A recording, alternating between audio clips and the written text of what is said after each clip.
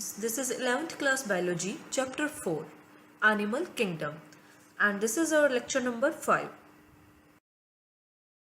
this lecture you will learn about the phylum Chordata, and under this phylum you will learn about the three subphylums which are Urochordata, Cephalochordata and Vertebrata. All these are three subphylums of the phylum Chordata. And also under the Vertebrata you will study about the Cyclostomata and Pisces. So let's start with the Chordata. These are the characteristic features of chordates. And here you can see the diagram of a typical chordate. So these are animals with notochord, dorsal tubular nerve cord and pharyngeal gill slits. So these three features are the characteristic feature of the chordates only. These are found in chordates only. Here you can see this is notochord. Above this notochord, this is nerve cord. Okay, and these are gill slits. Here you can see these are pharyngeal gill slits, and this is post-anal part.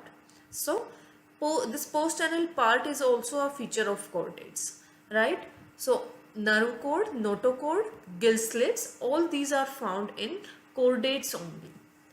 Then notochord is flexible rod located in the mid-dorsal line between the alimentary canal and the nerve cord in the embryo. Okay, this notochord which is shown here, this notochord is a flexible rod which is located in the mid-dorsal line. Okay, on the dorsal side of the body, there are two sides, dorsal and ventral. So this is a rod-like structure, flexible rod-like structure which is present on the dorsal side of the body between the alimentary canal and the nerve cord. So here this is the alimentary canal and this is nerve cord. So it is located between these two in the embryo. Now the phylum Chordata is divided into three subphylums, and these three subphylums are Urochordata, Cephalochordata and Vertebrata. Okay, these are three subphylums. Urochordata can also called Tunicata. Let's see what is the difference between these subphylums of the Chordata phylum. So subphylum Urochordata and Cephalochordata are often referred to as protochordates. Protochordates because these were formed prior to the vertebrates. Okay, so these are called protochordates because these were formed prior. Okay, so Urochordata and Cephalochordata both are protochordates. Now what is the difference in Urochordata? Notochord is present only in larval tail. Okay, it is not present the whole dorsal line, it is present only in larval tail. While in Cephalochordata, it extends from head to tail region, right? So this is the difference. In Urochordata, it is present only in larval tail, while in Cephalochordata, it extends from head to tail region and is persistent throughout the life, right? So this is also a difference. In Urochordata, it is present only in larval stage, while in Cephalochordata, it persists throughout the life, right? Examples of Urochordata is Ascidia, and example of Cephalochordata is Branchiostoma. Now, how these are different from vertebrates? The third subphylum under the Chordata. The members of Vertebrata possess notochord during the embryonic period, which is replaced by a cartilaginous or bony vertebral column in the adult stage, right? So this is the difference. Here notochord is present only in embryonic stage. Thereafter it is replaced by vertebral column in adult, right? And hence all vertebrates are chordates, right? All vertebrates are chordates means because in all the vertebrates notochord is present in embryonic period, which is later on replaced by a vertebral column. So in all the vertebrates notochord is present, but all the chordates are not vertebrates because under the phylum Chordate there are two other subphylums also other than vertebrates. Two other subphylums are also there under the Chordate phylum. Okay, those are urochordates and cephalochordates. That's why we can say that all the vertebrates are chordates, but all the chordates are not vertebrates. Let's do about the subphylum Vertebrata. So, subphylum Vertebrata of the chordata is divided into two divisions. Under the vertebrata, there are two divisions, Agnatha and Gnathostomata. Agnatha means the animals which lack jaw.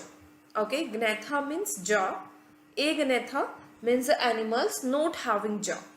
And Gnathostomata are the animals having jaw. Means the animals who bear jaw, right? After that, Agnatha animals under the vertebrata includes the class Cyclostomata. Okay, there is one class under the Agnatha and that class is Cyclostomata. And under the Gnathostomata division, there are two superclasses, superclass Pisces and superclass Tetrapoda. Okay. Now the superclass Pisces is further divided into two classes. Those are chondrichthyes and osteichthyes. And superclass Tetrapoda is divided into four classes: Amphibia, Reptila or Reptilia, Aves and Mammalia. Right? Here the superclass Pisces includes all the fishes. Okay, so it includes the class chondrichthyes and osteichthyes. So both these are fishes. So let's see about the one class of Agnatha. Under Agnatha there is only one class and that is Cyclostomata. So let's see what is Cyclostomata. So Agnatha are jawless vertebrates, and there is one class under the Agnatha, that is Cyclostomata. So these are the features for Cyclostomata. First, all are ectoparasites on some fishes. Parasites means the animals which get their nutrition from another animal, right? And these are ectoparasite, means they remain over the body. Okay, these are not inside the body, but they remain over the body of fishes, right? So all are ectoparasites on the fishes. They get their nutrition from the fishes. Their body is elongated. Then 6 to 15 pairs of gill slits for respiration. Okay, because these are aquatic, these are found in water. So they require gill slits for the respiration. And how many gill slits are present here? 6 to 15 pairs. Sucking and circular mouth without jaws. What is present here? Mouth shape is given, that is circular. So circular mouth is present here. And also because these are ectoparasites. So parasites always need a sucking organ for taking the nutrition from the host. Okay, so sucking type mouth is present here, which is without jaws. Because these are jawless organisms, right? So these are without jaw.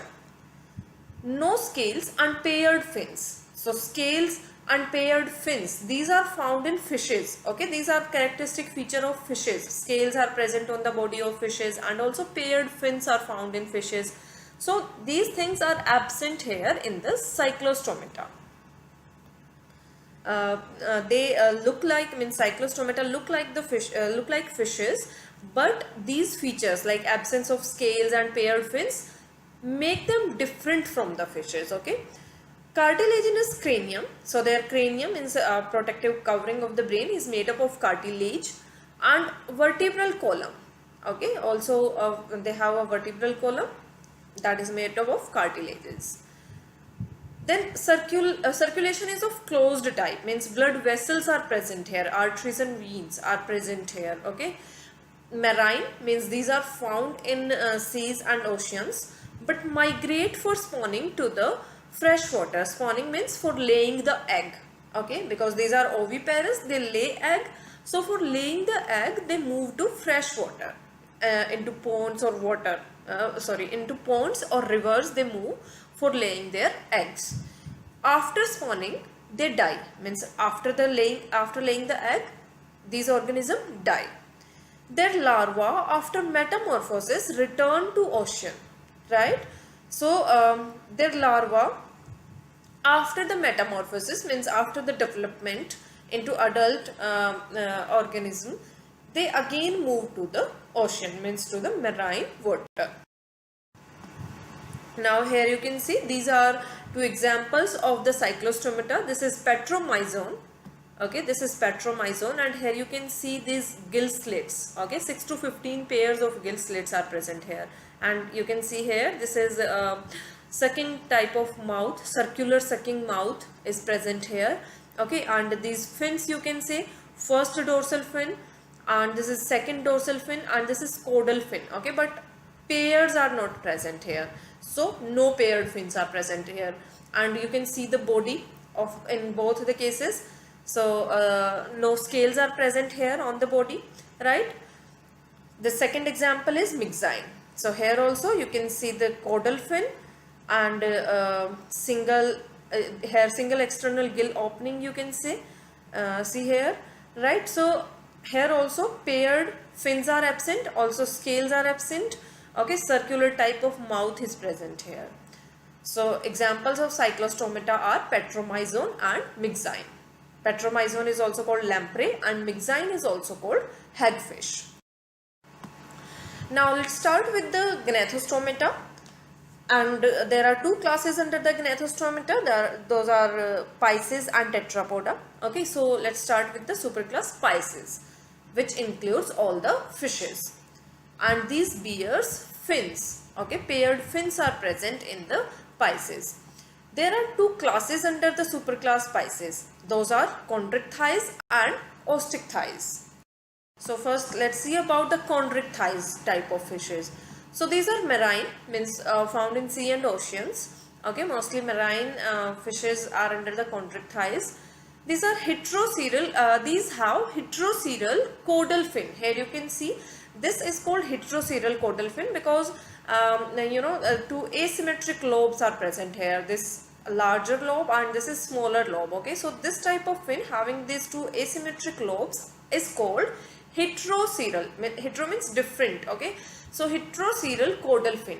Caudal fin means last fin that is present towards the tail, just opposite to the head. Okay, so this is called caudal fin, and this is because of the two asymmetric lobes. This is heteroceral. Then these are cartilaginous, means their endoskeleton is made up of cartilages. Gill slits without operculum. Operculum is a covering over the gills. Okay, so that covering is absent here. Gill slits are without any covering. That's why we can say gill slits are without operculum in case of chondrichthyes. Skin with placoid scales. Here you can see these scales. These type of scales are present on the body of these fishes, and these are called placoid scales. Okay, so this type of placoid scales are present on the body of chondrichthyes fishes. Teeth are modified placoid scales. Okay, these placoid scales modify and form the teeth also, which are backwardly directed. Okay, their teeth are backwardly directed. Now these are some other features. No air bladder, so they have to swim constantly to avoid sinking. Okay, air bladder is a structure in fish body that help them to provide the buoyancy, means that avoid the fish to sink in the water. Okay, so if the air bladder will be present, fishes will not need to swim constantly, right? But because in chondrichthyes there is no air bladder, so they have to swim constantly. So these fishes swim constantly to avoid the sinking. Sexes are separate, means separate male and females are found. In males, pelvic fin bear claspers. Clasper is the male external genitalia in case of fishes. Okay, it's like a penis in human being. Okay, so it is the male external genitalia which help in sexual intercourse between the fishes, right? So in male, pelvic fin bear clasper. Pelvic fin, that is before the caudal fin. Okay, the fin in the fishes that is before the caudal fin is called pelvic fin. Caudal fin is at the last, means at the tail position, and before that the fin that is present is called pelvic fin. And where this clasper is present, it is present just near the pelvic fin. Okay, fertilization is internal, takes place inside the fish body. Many of them are viviparous. Viviparous means they can give birth to the young ones, okay, directly. Oviparous means the organism which lay egg, and viviparous means they can directly give birth to the fish, okay. So these are viviparous fishes. Many of them are viviparous, not all are viviparous, okay. Oviparous or chondrichthyes fishes are also there. Now these are some examples of chondrichthyes fishes: Scoliodon, that is dogfish; Pristis, this is Carcharodon; great white shark it can be called; then Trigon, that is called stingray; and Torpedo, that have the electric organ. Okay, Torpedo is a chondrichthyes fish, and this fish has electric organ. Now next class is Osteichthyes. Osteichthyes fishes are marine, are found in marine or fresh water. Okay, these can be found in sea and ocean, as well as in rivers and ponds also. These have homocircle caudal fin. Homo means same. Okay, so homocircle caudal fins means having both the lobes will be symmetrical, right? So these are different from the heterocircle caudal fin found in the chondrichthyes, right? So this is one difference between the chondrichthyes and osteichthyes. Next is bony endoskeleton. So this is another difference, because in chondrichthyes endoskeleton is made up of cartilages, but here in osteichthyes endoskeleton is made up of bones. Okay, the word osteic word representing bone, okay, chondric word represent cartilage. Okay, so in chondrichthyes endoskeleton is of cartilage, and here in the osteichthyes means osteic word means bones, that's why their endoskeleton is made up of bones. Terminal mouth is present here. Mouth is present on the terminal position of the body. 4 pairs of gills are present in osteichthyes, and which are covered by operculum on each side, means a covering is present over the gill slits. And what is that covering called? That is called operculum. So this is another difference, because operculum is absent in chondrichthyes and here operculum is present. These are some other features. Cycloid or ctenoid or ganoid type of scales are found here. Okay, so these scales are also different, because in chondrichthyes placoid scales are found, and you have seen the picture also, and here you see cycloid or ctenoid scales. So these scales you can see here, these are called cycloid or ctenoid scale. You can see here how these are different from the placoid scales, right? So these are different from the placoid scales which are found in chondrichthyes. Okay, so this is another difference. Then air bladder is present for the buoyancy. Buoyancy means to avoid the sinking. Okay, so here air bladder is present, but in chondrichthyes air bladder was absent. So those fishes need to swim constantly to avoid the sinking, but here because air bladder is present, that's why these fishes do not need to swim constantly, right? Because this air bladder provides buoyancy. Okay, so this is another difference. Next is sexes are separate here also. In chondrichthyes also sexes are separate. Fertilization can be external here, right? Outside the body of fish, fertilization is external. Then most of the osteichthyes fishes are oviparous, but in chondrichthyes there were viviparous fishes also. Okay, development is direct, means no different larval and pupal stages are found here. Then these are some examples of osteichthyes fishes which are found in marine water and which are found in fresh water. Okay, so Exocetus is called flying fish. It is a marine water fish. Also Hippocampus, that is called seahorse fish. This is also found in marine water. Then sardine and mackerel. Okay, Exocetus, Hippocampus, sardine, mackerel. These are marine water fish, and these are osteichthyes. Then labio, that is called rohu, catla, clarias, that is also called magur, and tilapia. All these are freshwater fishes. Labio, catla, clarias, and tilapia.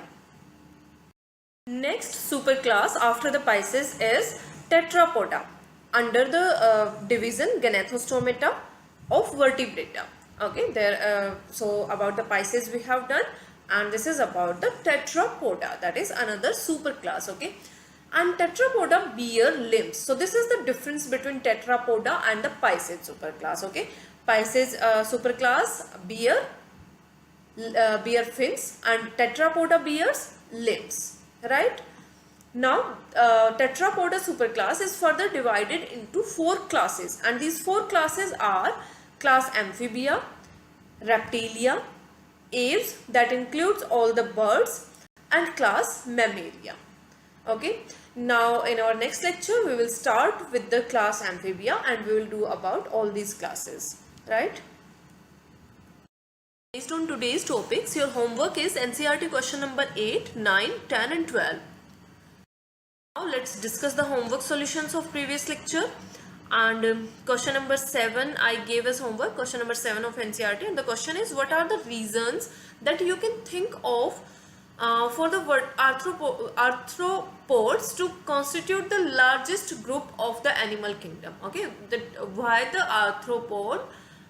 arthropoda is the largest phylum under the kingdom Animalia, right? Now this is the solution. So reasons for the arthropods constituting the largest group of the animal kingdom are as follows. Largest group means largest phylum, right?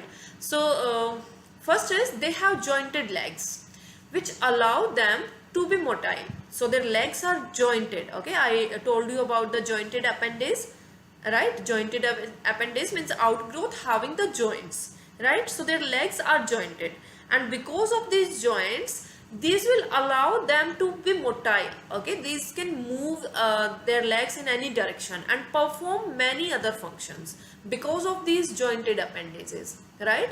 Because if any organ is more motile, then it will be able to perform more functions. So it is an advantage for them.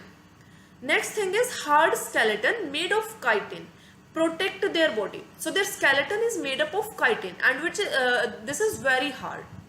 Okay, this is very hard substance. That's why it makes their body very hard and protect their body, right? Next is hard skeleton also reduces the water loss from the body. Because they have a hard skeleton, that's why water loss is also less. Next is exhibit distinct system for locomotion, respiration and reproduction. So all these systems are means well developed systems are present here in the arthropoda. For the locomotion there is different system, for the respiration and for the reproduction. Next is capability to survive in diverse conditions and varied habitats, because these are cosmopolitan, these are found all over the world, in every type of habitat these are found. So these have the capabilities, these have the adaptations to survive in diverse condition, in different type of conditions they can survive. That's why they make the largest phylum under the Animalia kingdom, okay, because these are found in every type of environment. Next is, in comparison to other phyla, they tend to develop early. Okay, because arthropods developed earlier than the other phyla.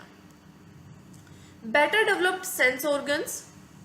Sense organs are developed sense organs are present in arthropoda, and also the nervous system is well developed than other phyla. Okay, other lower phyla.